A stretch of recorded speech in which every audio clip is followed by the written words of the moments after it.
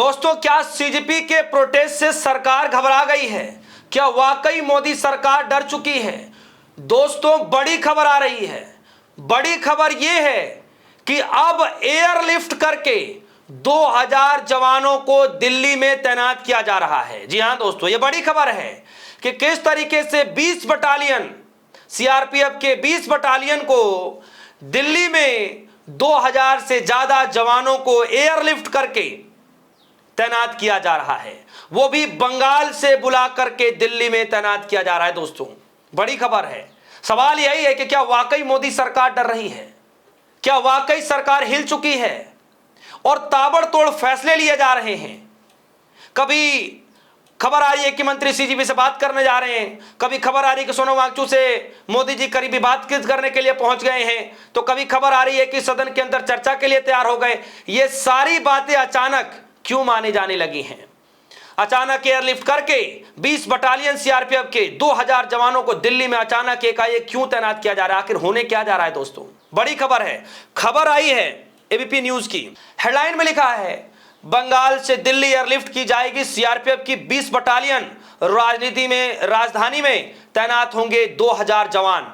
यानी दिल्ली के अंदर 2000 जवान तैनात होने जा रहे हैं। अंदर की खबर जरा पढ़कर मैं बता दूं आपको। आप सभी को पता है कि किस तरीके से 20 जुलाई के दिन जो है लाठीचार्ज किया गया। सारी तस्वीरें देखने को मिली जो आज तक शायद कभी इतिहास में ऐसी तस्वीरें देखने को मिले। खबर आई, राजधानी दिल्ली में कांग्रेस, कांग्रेस जनता पार्टी, आम आदमी पार्टी विरोध प्रदर्शन के बीच दिल्ली में सुरक्षा इंतजाम मजबूत करने के लिए सीआरपीएफ के 20 और कंपनियों को तैनात करने का आदेश दिया गया। ये सभी force centre reserve police force CRPF की हैं और इन्हें पश्चिम बंगाल से एयरलिफ्ट करके लाया जा रहा है। मंगलवार रात को ही इन्हें राष्ट्रीय राजधानी में तुरंत तैनात करने का आदेश दिया गया था। यह फैसला गृह मंत्रालय ने किया है। समाचार एजेंसी के अनुसार आधिकारिक सूत्रों ने बताया कि सीजीपी के विरोध प्रदर्शन में अलग अलग राजनीतिक पार्टियों के प्रदर्शन और संसद में चल रहे सत्र को देखते हुए दिल्ली में कानून व्यवस्था मजबूत करने के लिए कोलकाता से सीआरपीएफ की कुल 20 कंपनियों को एयरलिफ्ट करके दिल्ली लाया जा रहा है। झड़पों के बीच जरूरी था इस तरीके का फैसला करना, अधिकारी बता रहे हैं। दोस्तों, दिल्ली के जंतर मंतर पर 20 तारीख को जो नजारा पूरे दिल्ली में देखने को मिला, वो नजारा अभी तक हम भूले नहीं हैं।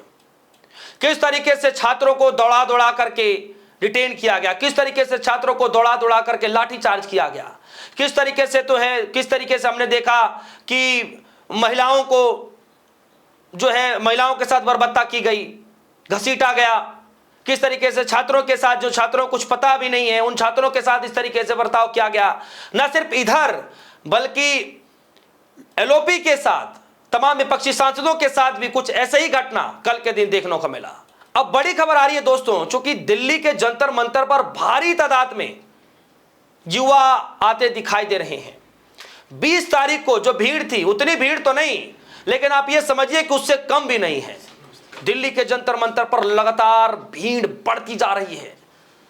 अलग अलग राज्यों से आते हुए लोग दिखाई दे रहे हैं और वो भीड़ लगातार बढ़ती जा रही है। और यही कारण है दोस्तों कि अमित शाह को यह बड़ा फैसला लेना पड़ा है। जब दोस्तों मैं वहां पर पहुंचा हुआ था, जब मैं लोगों से बात विचार कर रहा था, उस वक्त लोगों ने क्या कुछ कहा था इस पूरे सीजीपी प्रोटेस्ट को लेकर के आपको सुनना चाहिए। सुनिए जरा। क्या नाम हुआ सर? पहले तो हम एक नारे के साथ शुरुआत करना चाहते हैं, इनकलाब! इनकलाब! धर्मेंद्र प्रधान इस्तीफा दो! इस्तीफा दो! इस्तीफा दो! धर्मेंद्र प्रधान इस्तीफा दो! इस्तीफा दो! इस्तीफा दो! धर्मेंद्र प्रधान इस्तीफा दो! इस्तीफा दो! इस्तीफा दो! मेरा नाम दीपक है। मैं उस आजमगढ़ की सरजमी से आया हूँ जिसे इबादत, इल्म और सियासत की धरती कहा जाता है। वो सरजमी जहाँ पंडित राहुल संस्कृतायन जी का जन्म हुआ, वो सरजमी जहाँ कैफी आजमी साहब से लेकर तमाम महापुरुषों, ऋषियों, मुनियों की धरती। आजमगढ़, मऊ, आजमगढ़। आजमगढ़ कोई वो नहीं है, वो आजमगढ़ जिसकी पहचान पूरे हिंदुस्तान में, पूरे विश्व के पटल पे। लेकिन हम बात करना चाहते हैं आपसे मुद्दे पे। आज हम नौजवान इसलिए यहाँ दिल्ली में इकट्ठा हुए हैं कि जो 40 करोड़ माँ बाप के सपनों को ये सरकार कुचलना चाहती है। आज नीट का तैयारी करने वाला छात्र परीक्षा देने के बाद वो अविश्वास में हो जा रहा है कि उसका पेपर लीक हो जा रहा है। तो क्या उम्मीदें हैं कि सरकार की तरफ से कोई बातचीत का दौर शुरू होगा? क्या उम्मीदें भी आप लोग जता पा रहे हैं? देखिए, दिल्ली आने के बाद ये ऐसा महसूस हो रहा है कि जब हमारी बात यहाँ से चंद किलोमीटर तक अगर देश की सरकार नहीं सुन पा रही है, तो सुना था कि दिल्ली बड़ी सुनहरी है, लेकिन हम नौजवानों की आवाज़ अगर नहीं सुन पा रही है तो लगता है दिल्ली गूंगी है, दिल्ली बहरी है, दिल्ली अंधी दिल्ली। सरकार ने अपने अधिकारी भेजकर, गांधी जी जब आंदोलन कर रहे थे तो अंग्रेजों ने अधिकारी भेजकर उनसे बातचीत करा दी थी, लेकिन ये तो अंग्रेजों से भी बदतर सरकार निकली। आप देखिए, सोनम वांगचुक जी को ऐसे उठाकर ले गए सफेद कपड़े लाकर, जैसे अपहरण कर रहे हो। अरे एक बार बात तो करते, किसी को भेजते तो क्या पता कोई रास्ता निकल जाता।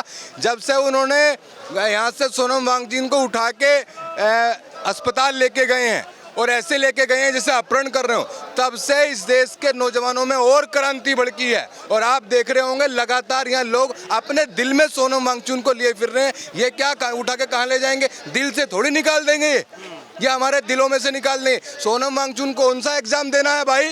सोनम वांगचुक किसके लिए लड़ रहे थे? किसके लिए भूख हड़ताल कर रहे हैं? कोई अगर भूख हड़ताल का, ये जो लोग भारतीय जनता पार्टी के मजाक बना रहे हैं, ये 3 दिन भूखे रहकर तो देखें। एक व्यक्ति हमारे लिए 21 दिन से भूख हड़ताल पे यहाँ है और आप देखिए उसको आप उल्टी सीधी बातें बोल रहे हो। हम जान लगा देंगे सोनम वांगचुक के लिए।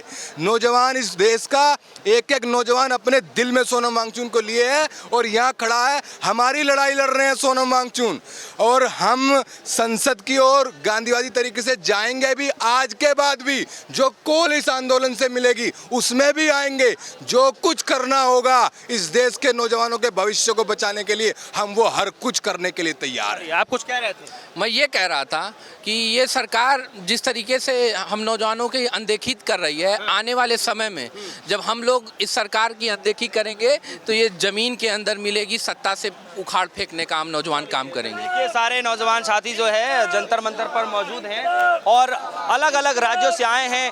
आप देखिए कि फिलहाल मेरठ, आजमगढ़ और तमाम जिलों से भी लोग आए हैं। यूपी से ज़्यादातर लोग आए हैं, मध्य प्रदेश से भी लोग आए हैं, आप देखिए उत्तराखंड से लोग आए हैं, उसके बाद हरियाणा से लोग आए हैं, झारखंड से लोग आए हैं, बिहार से लोग आए हैं, अमूमन सभी राज्यों से लोग आए हैं। और ये जो युवा साथी है भारी बारिश में भीगते हुए भी एक ही नारा लगा रहे हैं और एक ही मांग कर रहे हैं, धर्मेंद्र प्रधान का इस्तीफा होना चाहिए। आज शांतिपूर्ण तरीके से किस तरीके से मार्च निकाला जाएगा, अब जिसकी तैयारी हो रही है, आप देखिए पीछे लगातार जो है नारेबाजी की जा रही है, पुलिस बारगेटिंग लगा दी गई है। क्या कुछ होगा, जैसी अपडेट होगा मैं आप सभी तक पूरी अपडेट देता रहूंगा। तो दोस्तों, सुना आपने, लोग जगह जगह से आए हैं, मांग सिर्फ यही है कि धर्मेंद्र प्रधान का इस्तीफा होना चाहिए। लेकिन इधर से धर्मेंद्र प्रधान इस्तीफे को लेकर के सरकार की तरफ से कोई भी बातचीत नहीं कही जा रही है। और अब खबर यह आ रही है कि पश्चिम बंगाल से 20 बटालियन सीआरपीएफ के दिल्ली के अंदर 2000 से ज्यादा जवानों को तैनात किया जा रहा है। आपको क्या लगता है, क्या करने की तैयारी हो रही है, आखिर क्या होने जा रहा है? आपकी जो भी राय होगी वीडियो कमेंट सेक्शन में जाएगा, अपनी राय रखिएगा। फिलहाल के लिए दीजिए इजाजत, देखते रहिए DS4 न्यूज़। धन्यवाद।